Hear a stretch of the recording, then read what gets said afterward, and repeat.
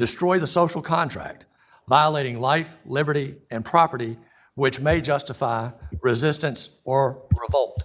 That's the purpose of the Second Amendment. That's why we have firearms, to fight against a tyrannical government.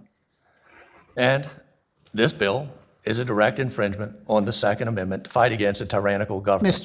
Mr. Chair, point of order. A man was killed in Minnesota with a firearm when he was trying to fight tyrannical government. And I found it very ironic that Senator Peake is raising the point that we got to protect these, by God, we got to protect our firearm rights to fight the tyrannical government. Okay, glad we found a point of agreement in here. I got Perry next. Well, Mr. Chairman, I was just going to, I think, make some of the same points that Senator Deeds just made.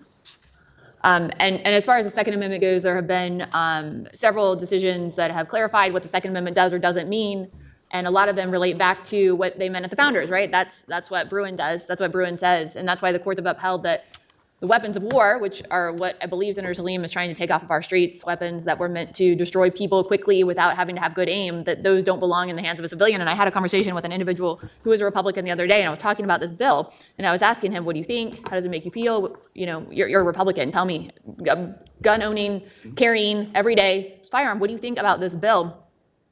And he said to me, he said, tell me why it is that a civilian ever needs to own an assault weapon. Answer that question for me.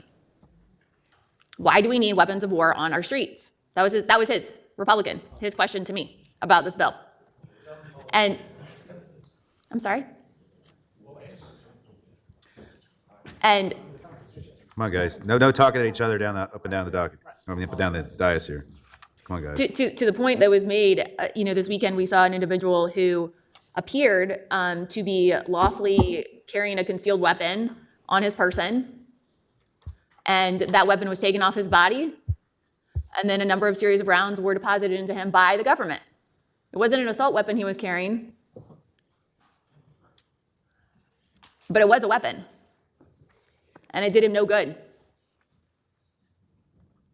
And so I'm a supporter of the Second Amendment.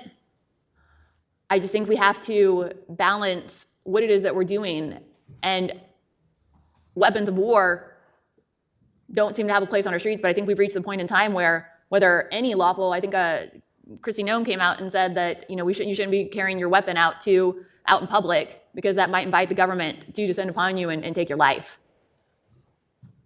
And so, Mr. Chairman, with that, I would move the bill report and be referred to finance.